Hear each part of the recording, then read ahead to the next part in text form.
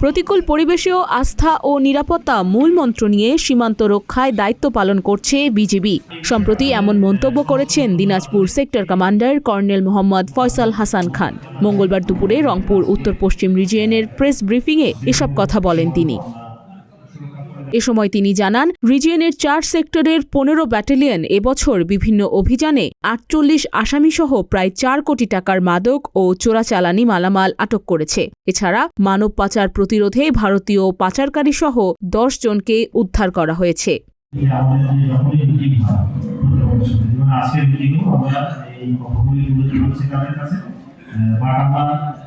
সরাসরি তাদেরকে বলতে পারি যে আমাদের নির্বাচন করে আমরা বলেছি যে সীমান্তে যাতে কোনো অবৈধ অস্ত্র বা যানবাহন না আসে তার ব্যবস্থা হয়।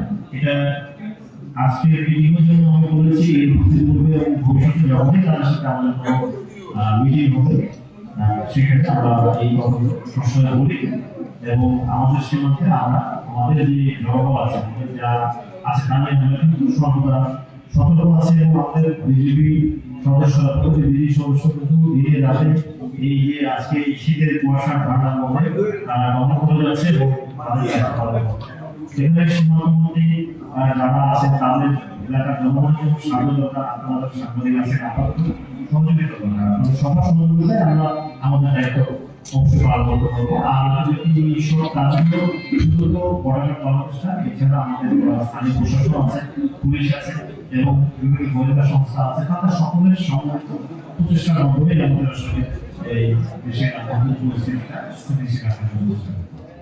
আন্তঃসীমান্ত অপরাধ প্রতিরোধে গৃহীত কার্যক্রম, সীমান্ত হত্যা, অবৈধ অনুপ্রবেশ, নারী ও শিশু পাচার, কৃষি, গবাদি পশু, মাদক পশু, বিভিন্ন ধরনের চোরাচালানি এবং আন্তঃসীমান্ত অপরাধ প্রতিরোধের লক্ষ্যে দেশের অন্যান্য সীমান্তের ন্যায় রংপুর রিজিয়ন দায়িত্বপূর্ণ সীমান্ত এলাকায় ৩৪ ঘন্টার টহল গোয়েন্দা নজরদারি পালন করে আসছে। এছাড়া বিশেষ নজরদারি প্রতিনিয়ত তালিকাভুক্ত চোরাকারীদের নজরদারির মাধ্যমে আইনের আওতায় আনার সাদা তথ্য রয়েছে। প্রতিপক্ষ বিএসএফের সাথে সমন্বিত পরিচালনা এবং নিয়মিত পতাকা পরিচালনা ও সৈন্য শাখা অনুষ্ঠিত হচ্ছে এবং এই কার্যক্রম অব্যাহত রয়েছে।